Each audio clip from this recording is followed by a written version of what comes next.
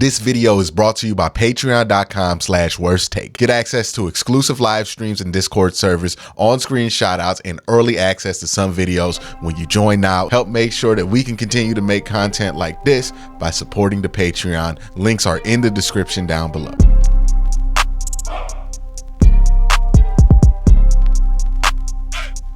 Kevin Stefanski, in my opinion, as it stands right now, in week 15, at the end of week 15 in the NFL, is hands down, undoubtedly, the coach of the year. I believe this. I don't just think this. I know this to be true. The reason I think this are multiple. It's not just because the Browns have a good record. It's not just because the Browns have provided some excellent moments through injuries. It's more than that. It's how they got this good record. It's how they were able to sustain these injuries. So today I'm going to be talking about why Kevin Stefanski is the coach of the year. He's the coach of the year because he's hired the right people. He's the coach of the year because he's created the right locker room culture. He's the coach of the year because he's developed the talent. He's the coach of the year because of what he's been able to get done on offense, despite the fact that this offense has every reason in the book to be of, or if not the worst offense in the NFL. That's why I think Kevin Stefanski is going to be coach of the year. Let's get into the details of that. So let's start with hiring the right people. Kevin Stefanski has hired the right people this year. He's gone out of his way to make sure that he has the right people in charge. Let's start with the guy that we're all thinking of right now. Not Jim Schwartz, Sean Payton. Why do I bring up Sean Payton in this conversation about Kevin Stefanski? It's because Kevin was going through something similar to what Sean Payton was going through early in his career. See, it wasn't always sunshine and rainbows with Sean Payton in New Orleans. It was actually a bit of a shaky period with Sean Payton in New Orleans, right? He got there in 2006, similar to Kevin Stefanski, won some playoff games, finished 10-6. Everybody was through the moon with him. Then he went 7-9. Kevin went 8-9. Then he went 8-8. Kevin went 7-10. Those next 2 years, and it got a little shaky. People were starting to wonder if this guy should be the head coach. And then he made some key hires on the coordinator side. And next thing you know, he went 13-3, 11-5, 13-3, 11-5. And the story, the lore of Sean Payton that we know of now has been created, right? He won the Super Bowl right after that. Kevin is on a similar run of that. Kevin came into this job and had success with guys that he knew from Minnesota. His homeboys, right? He had his homeboy, Joe Woods, who he knew from Minnesota, had his homeboy, well, not his homeboy, his mentor, and Mike Prefer, who he knew from Minnesota. And he rolled that to his head coaching job. And even Alex Van Pelt, I believe, is from Minnesota as well. He rolled that to his coaching job, had them all hired, and decided that's who I'm going to rock with. And it worked for that first year. And you can make the argument that, hell, man, it kind of worked for the second year, but Baker got hurt. And then you can argue it kind of worked for that third year, but circumstances, right? The defense just fell off a cliff. And that's when it became obvious that it wasn't going to work anymore, because who was in charge of the defense? One of Kevin's homeboys, Joe Woods. So Kevin had to make the tough choice to let him go. Not just Joe Woods, but also Mike Prefer. Had to get rid of him. Cost him games. Can't happen. Mike Prefer wanted Cade York, right? And here's the consequence. Obviously, we know the consequence of not hiring of not firing Joe Woods and bringing in Jim Schwartz. We know the consequences of that. We talked about it all year. But we don't really talk about the consequences of if this team decided that they didn't want to go forward with firing Mike Prefer, what that could have looked like. And if you don't fire Mike Prefer, I actually think that affects wins and losses almost as much as if you don't fire Joe Woods. Because firing Mike Prefer also put the groundwork in for giving up on Cade York and going after Dustin Hopkins. See, Mike Prefer, his project was Cade York. If he was in that room when Cade York's having that bad preseason, advocating for him, he might have been able to stay. But since he did not have the person who pounded the table to draft him in that room anymore, he wasn't able to survive the scrutiny of the preseason, which ended up being a good thing because Dustin Hopkins comes in here and makes a bunch of game-winning field goals. And that's a decision that proves to be costly. Bubba Ventrone, big part of that. Part of the reason you're 9-5, you hired Bubba Ventrone. We know Jim Schwartz has done an excellent job. He should be assistant of the year. Look at where this defense was last year. Look at where they are. They should find Joe Woods just in retrospect because of it.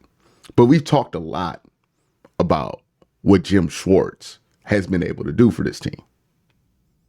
Now, some people try to use the fact that Jim Schwartz is having success and the fact that Bubba Ventrone is having success as a negative against Kevin Stefanski. It's funny how that works, right? You can be so good at your job and failing your responsibilities that the mere fact that you're good at your job gets used against you. It's the burden. But I don't know how you could use it against Kevin. Kevin hired Jim Schwartz. He made the tough decision. And then he made the right decision in who to hire. He picked the right fit. Everybody wanted Brian Flores. And Brian Flores is doing a great job in Minnesota. But Brian Flores' defense doesn't fit what this Browns defense is. Jim Schwartz's does. He made the right choice. Fans would have chose Brian Flores. Kevin chose Jim Schwartz. Y'all don't remember this, but when the Browns hired Jim Schwartz, there were a lot of people who were fine with it, but there was a vocal minority that were pretty upset that they didn't get the coordinator that they decided to stand for. I remember vocally me taking the stance of, hey man, I just want an experienced coordinator. As long as you do that, I don't care who it is. I'm not going to get too caught up in what name I want. Some people did. And when they didn't get the name that they wanted, they were mad. And Kevin made the right choice. That's part of his job. Head coach, you got to hire the coordinators. If he's responsible for the terrible job that Joe Woods has been doing, he's got to be responsible for the great job that Jim Schwartz has done. Same thing. Made the call. Fired his mentor. It's not easy. I want you guys at home, the people who have been critical of Kevin and not giving him credit for bringing in Jim Schwartz. I want to challenge you to think about this in a way that relates to you personally. What if you had a job and you brought your best friend and your mentor, whoever that may be in your life? It might be an uncle. It might be your father. It might be whoever it is, whoever your mentor is. You got the biggest opportunity in your life, right? Whatever it is that you do, you got the prime version of it, right? That's what being a head coach in the NFL is. It's the prime version of coaching. You get the best job opportunity in your life. And like the Browns were like a decent team when he took over too. So like, it wasn't even like a bad, good job. It was a good job. You bring your homeboys to it. Y'all win early. Have a couple rough years. How quick are you going to be to fire those people? See, for us, we don't know we don't know Joe Woods. We don't know Mike Prefer. We have no relationships with those guys. So firing them, that ain't nothing for us to say we should fire somebody as fans. But for Kevin, that's somebody he knows their family. He's known them for years. Same thing with like Mike Prefer. He knows his family. Had to make the tough decision to fire him and then stay clear-headed enough to hire the right people. And he hired the right people. The difference between Bubba Ventrone and Jim Schwartz being here and not and making those right hires and making those tough decisions is probably the difference between 6 wins for this team. Like you add up all the extra all the field goals, the game-winning field goals. You add up all of the defensive, just shutout type games that we've needed. You probably lose like 6 more games because you don't have that. But you have that, so it doesn't matter. One of the first jobs of a head coach is to hire the right people and to recognize when he has not had the right people in the building. He did that. He did that better than any coach this year. Another job of the head coach is locker room culture. One of the things I talk about all the time when it comes to coaching, when it comes to locker room dynamics in football, is I always try to relate this with work, because no matter how much we romanticize football, no matter how much we fantasize football, at the end of the day, for the people playing it, it is a job, a really cool job, a job that a lot of the people who have it are grateful for, but a job. And every job has the same type of dynamics and the same buttons that need to be pressed. You can work in the field that you love. I work in the field that I love. Right? I get to do sports talk, get to talk about the Browns. I get paid basically to watch the Cleveland Browns play football. A dream. It's a dream.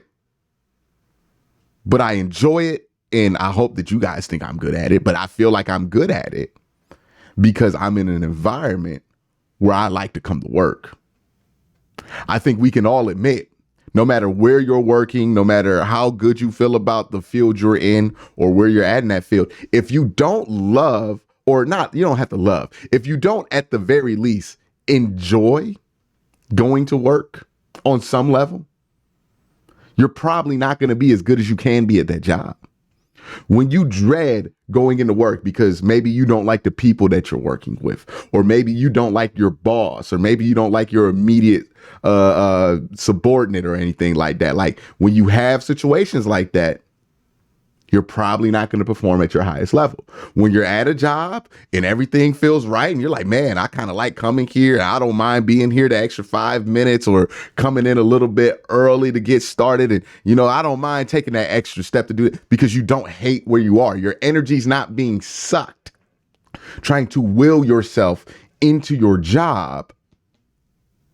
All of a sudden, when that energy's not occupied doing that, you're much better at your job.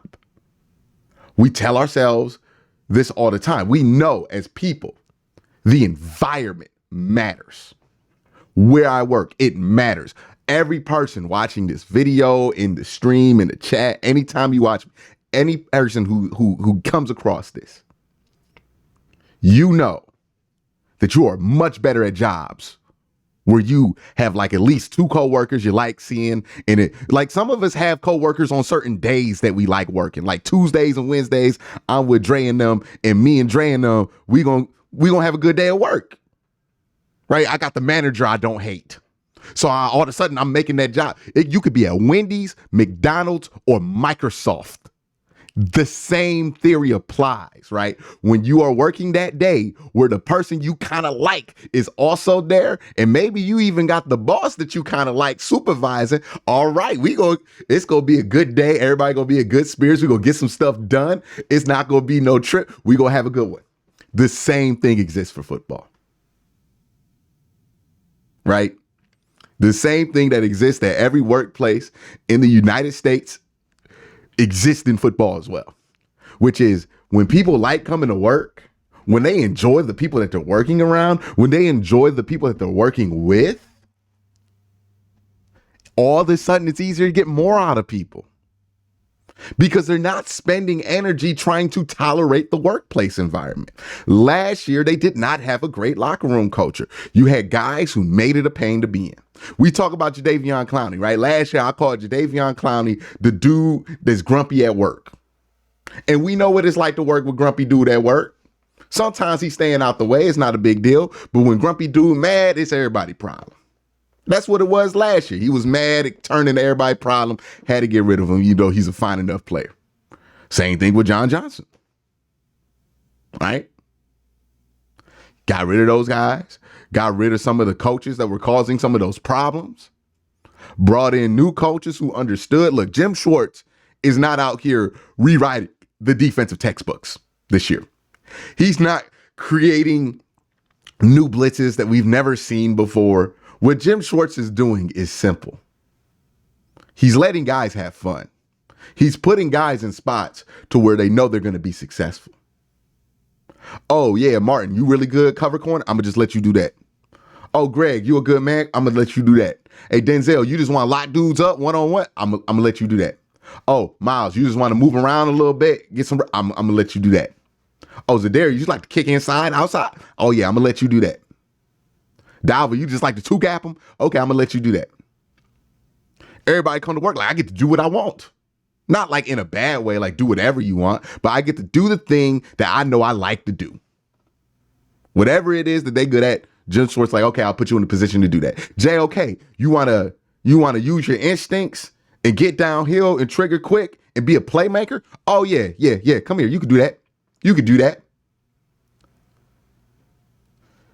And now a group of guys who hated coming to work last year love coming to work, especially at home. And they dominate every time. You get so much more out of them because the environment's right. Same thing on the offensive side. David Njoku. Oh, you just want to be a top tier George Kittle-like tight end? We'll let you do that.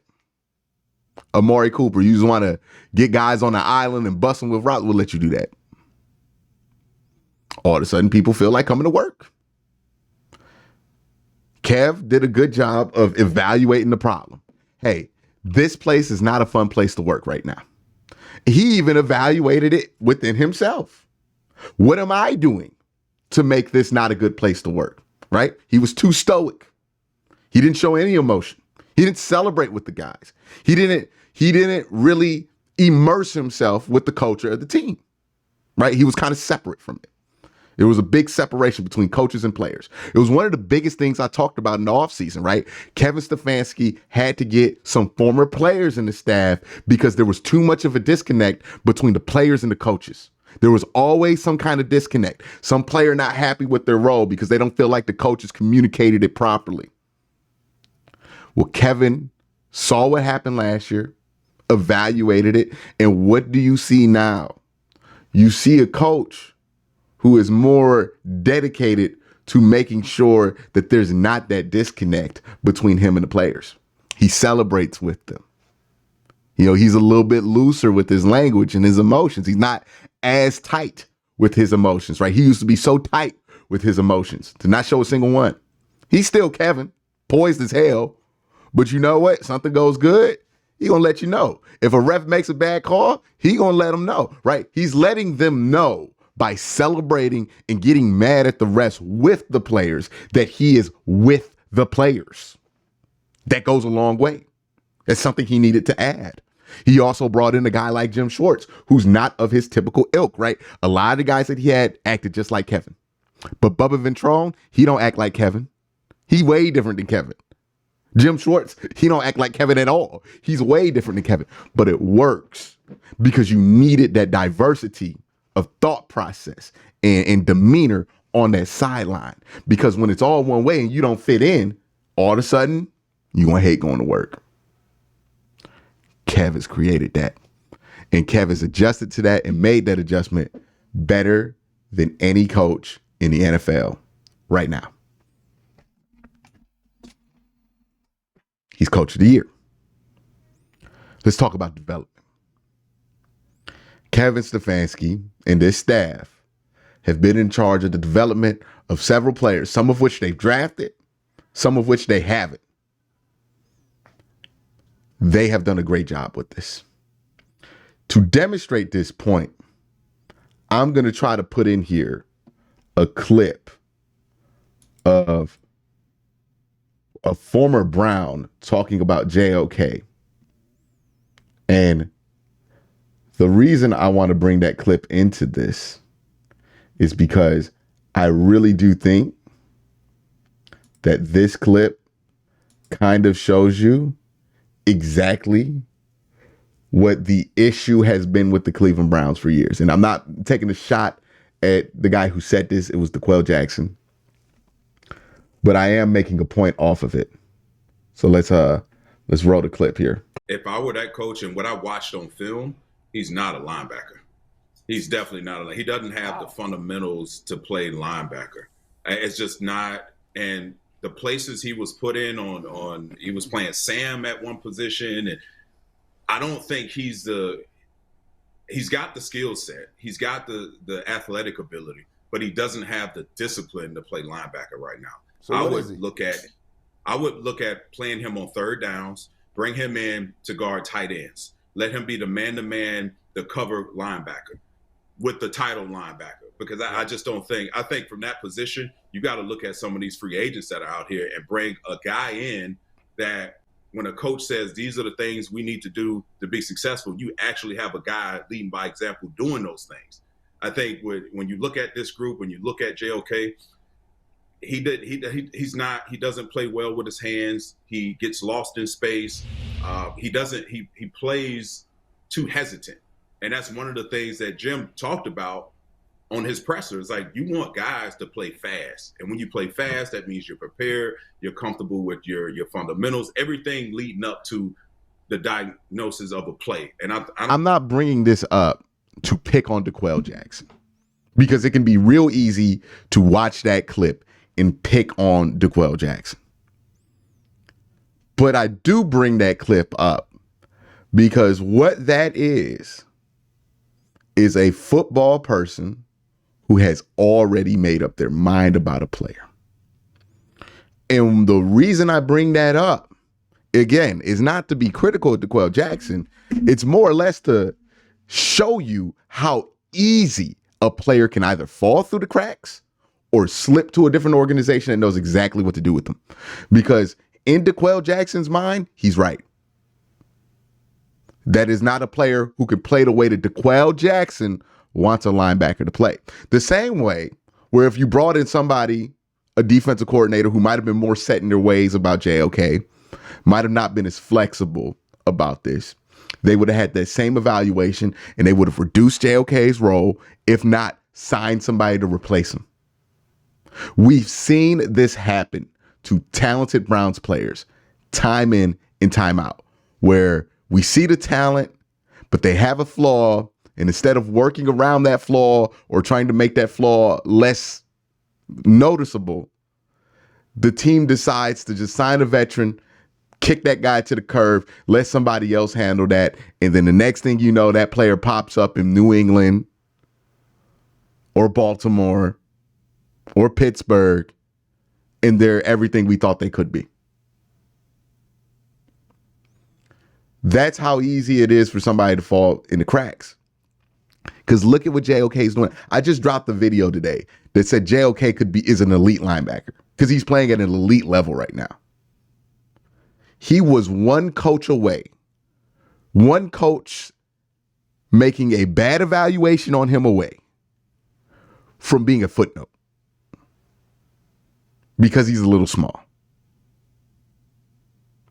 When you don't make the right hires, when you don't make the right decisions, it's easy to ruin a player's development. Again, I'm not picking on DeQuell Jackson. I understand why he thought that about JOK, because DeQuell Jackson played linebacker in a specific way. That's not how JOK plays at all. I can see how that would rub him the wrong way. And I'm pretty sure he doesn't hold this opinion about him anymore.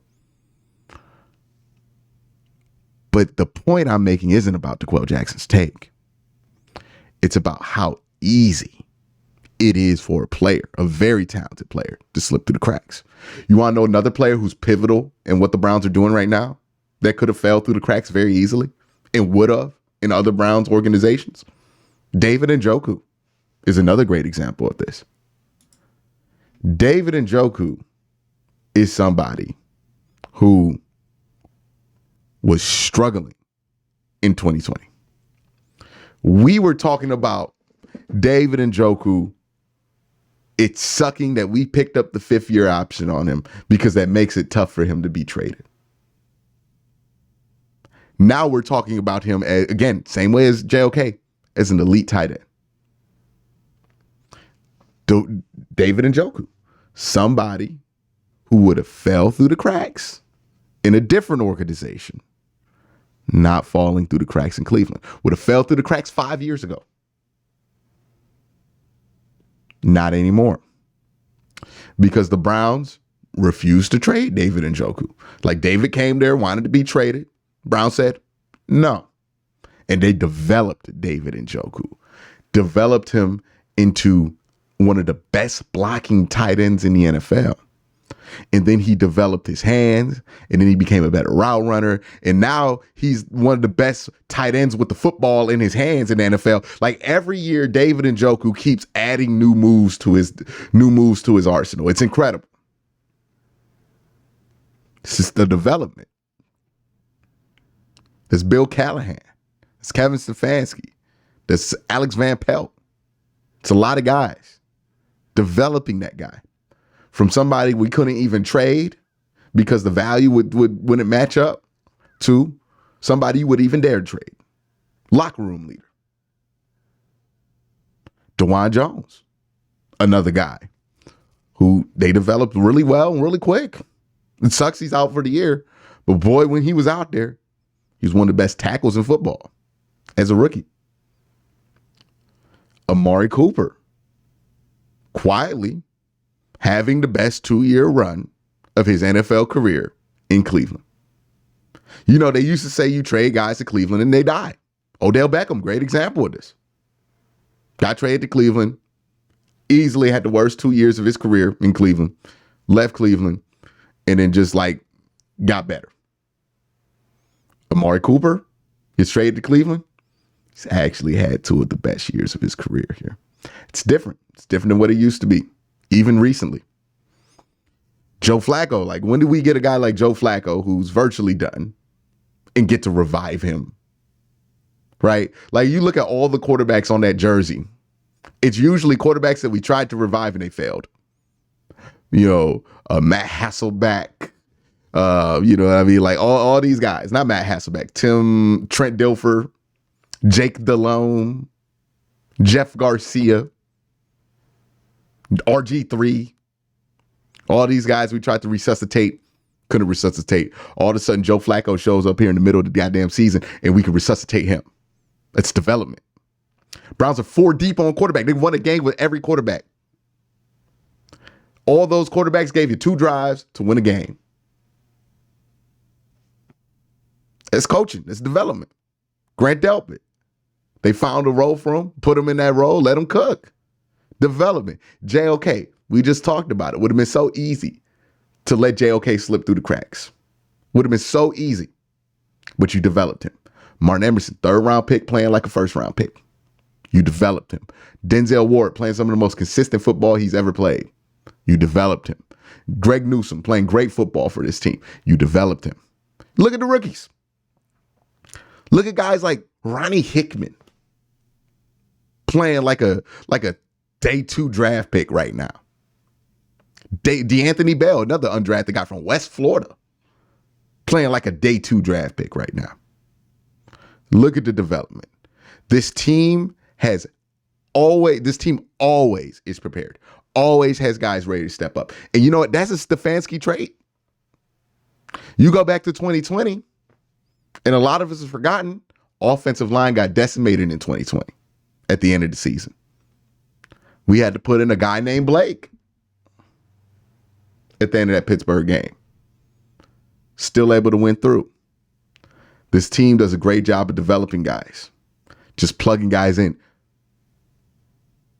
and being able to make it work. The last point I want to touch on today is the offense, because I think people see that the offense is not good and go, well, Kevin's in charge of the offense and the offense isn't great, so why should he be coach of the year? Because we're not capable of thinking any deeper than that sometimes. I swear to you. It's such a simple-minded approach to it. Well, he's offense, and it's like the head coach has so many more responsibilities than just the offense. But let's talk about the offense, because I actually think that argument is boogers. Like, to keep it honest with you, I don't know why I called it boogers, but it's boogers. I'm gonna stick with it, because the Browns have 4 dudes left that they started the season with. 4 dudes, 1 offensive lineman, and then David Njoku, Mari Cooper, Elijah Moore. That's it. 4 guys left. And you know what? It's been enough. It's somehow been enough. 4 dudes left on that starting offensive roster. You done lost your franchise quarterback, your franchise running back, all of your franchise offensive linemen, all of them. You got 1 dude left on that offensive line. 1 dude left. And still, you find a way to have one of the best offenses. Well, not one of the best offenses. Let me scratch that. Just a good offense, a decent enough offense to win games. Like, the fact that you aren't the worst offense in the NFL is a credit. Dead serious. It's a credit to you. The fact that you aren't the worst offense in the NFL, it's a credit. You should be the worst offense in the NFL. You have no more starters left, but you're not. And I would challenge any coach, whether they're seen as offensive or defensive guys, to try to do that. Can Zach Taylor pull out an offense if he were down all of his best receivers and his offensive line and just had like Joe Mixon? I don't think he could. We seen what Mike Tomlin can't do with a healthy offense. John Harbaugh, we seen what those offenses look like when they get hurt. So to the people who want to use the offense's lack of production as a negative on Kevin Stefanski, but ignore the fact that the injuries have been almost exclusively on the offensive side of the ball. Silly. People wonder why the Browns don't run the ball right now. Literally, they're down to 1 guy left in that run game. Wyatt Teller's the only guy left in that run game that we talked about that built the identity for the Cleveland Browns. 1 guy. Nick Chubb ain't there. All of those offensive linemen ain't there except for Wyatt Teller. And your fullback hurt. You got 1 dude left from that reputation. Of course you're not running the football, but you do have, 3 healthy wide receivers. You got David Njoku, Elijah Moore, and Amari Cooper. And Kev's done a great job of trying to make that work. And it has. Kev is playing with the cards that he's dealt. And whether people want to admit it or not, he's played these cards better than anybody in the NFL this year could have. There are going to be guys who have better records. They're not coach of the year. There are going to be guys who have better stories. They're not coach of the year. There are going to be guys who are bigger surprises. They're not coach of the year. Coach of the year should go to the coach that dealt with the hand they were dealt the best. And Kev was given a hand full of 2s and 3s in spade, like nothing but garbage. And he somehow turned it into 9 books and counting. Y'all didn't expect a spades reference here, did y'all? That's the coach of the year. That's what makes somebody a legendary coach. Anybody can piggyback on Aaron Rodgers in his prime and get to a Super Bowl. Not a lot of coaches can play these cards so well with 4 different quarterbacks and somehow be 9-5. And that's why Kevin Stefanski should be the coach of the year.